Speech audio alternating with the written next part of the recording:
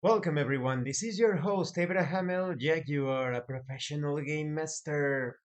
First of all, this channel is proudly sponsored by the Era Crueltide Pocket Rulebook Kickstarter. In this tabletop RPG, Santa Claus has been captured, and you need to rescue him, role-playing as any sort of fantasy creature imaginable. You could be a human with holiday powers, you could be one of Santa's helpers, an elf, you could be a talking reindeer, you could perhaps be a gingerbread cookie golem. You can be anything. And you need to restore the holiday cheer. Check out those stretch goals. The link to the Kickstarter will be in the description and in the pinned comment. This channel is also proudly sponsored by Detri Studios, the publishers and developers of Dames of Asstoria, a tabletop role-playing game where you play as monster girls experiencing high adventure in a world that doesn't fully accept them. They have recently released Daughters of Lamb. This is a pay what you want tabletop RPG where you get to play as cybernetic nuns with guns, looking for the missing pieces of their AI god. You will find it in their website. The link will be in the description and in the pinned comment. This channel is also proudly sponsored by the Red Room Publishing. Please check out their store for exclusive tabletop RPG products and check out their free tabletop RPG, the Red Role-Playing Game, a generic system that can handle any sort of theme, flavor, genre, setting that you can think of. Definitely check it out. You will find it in the description and in the pinned comment as well. A moment, please, while I maximize myself. Mm, Here we go. All right. Today, I want to talk about the recent Vampyrvania campaign. If you haven't seen it, please check it out. You'll find it in the playlist in the description of this video because this video will contain some spoilers. The main topic is being true to your character. As long as you understand who your character is, everything else flows naturally.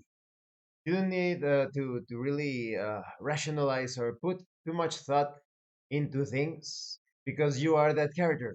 You're playing the role of that character. So everything concerning your abilities, your powers, the items that you use, it's all very clear.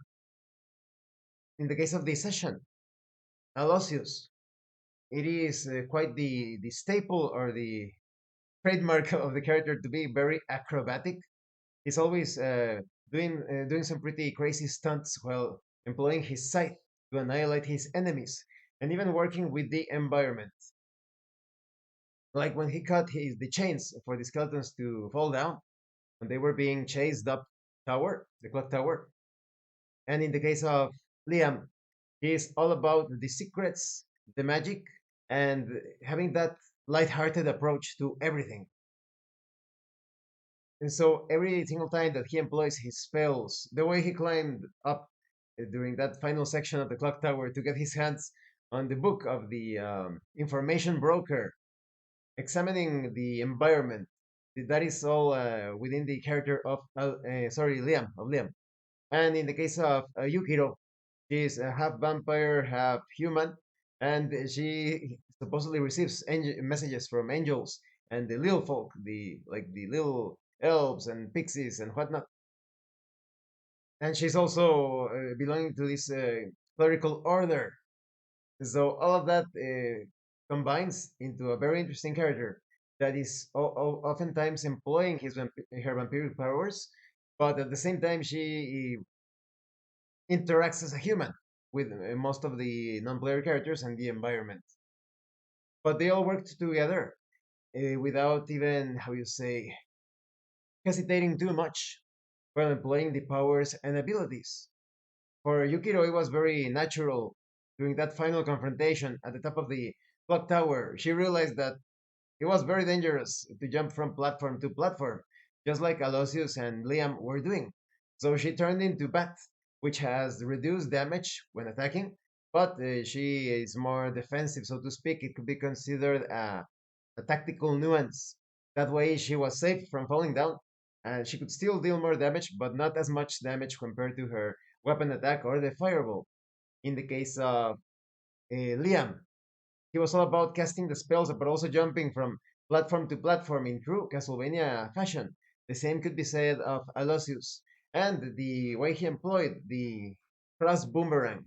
That is a, how you say, a like one of the knowledge checks of Castlevania when you fight big enemies or like the huge swarm of bats because they were fighting this horse-sized bat that turned into a swarm of smaller bats. The cross is excellent to go in and go out, dealing damage to all of the vampires, the bats from the swarm, or even catching the giant bat unaware when all of the swarm came together as that giant, well, horse-sized boss. And there were some very risky moments, like you when you roleplay, you actually feel as if you are there, and that's very exciting. But at the same time, you enjoy playing this from the safety of your home. So if you're actually role playing, your body, your mind gets tricked into thinking that you are up there. You feel that risk. You feel a bit of a rush, like that moment when the bat did this like a cyclone attack, and Liam and Aloysius fell down from the platforms. Liam managed to take hold of a platform, but Aloysius failed during that check and was falling. And Yukiro only had one chance to attempt to rescue Aloysius.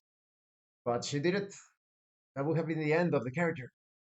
So all of those moments, they have to do with just being too true to your character.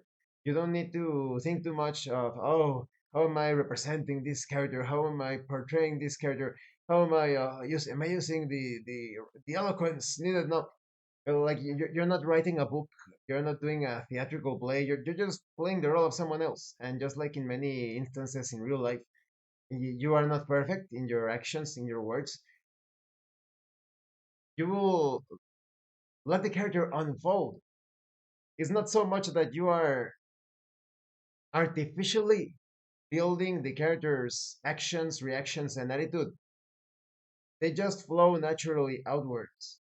Don't think too much about things. Just roleplay, and you will see what sort of character you are role playing as. You will find yourself surprised.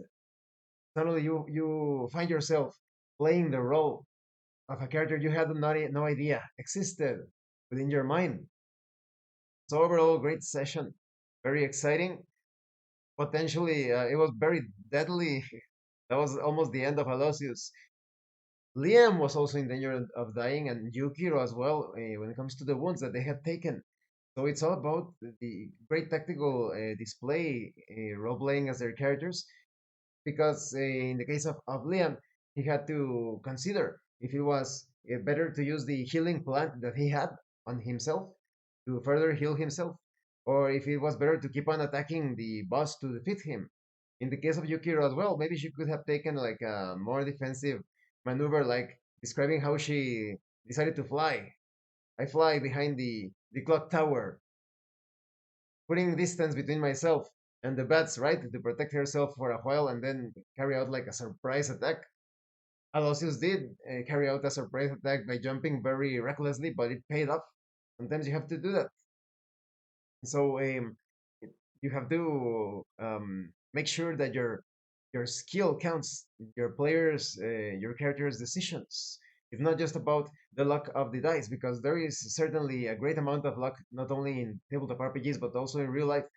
Let's say 50% luck in the Machiavello perspective, right? But make sure that your other 50%, your skill, your tactical decisions count. So thank you for watching this video. I hope you found it informative and entertaining. And thank you so much to those of you that are going the extra mile to support the channel. If anyone else wishes to further support the channel, consider joining as a member using the super thanks button. Like, subscribe, take a look at the information in the description and in the pinned comment. This has been your host, Abraham L. Jack. You are a professional game master, and remember, master roleplay, and you will master the game. Once again, thank you, and see you later.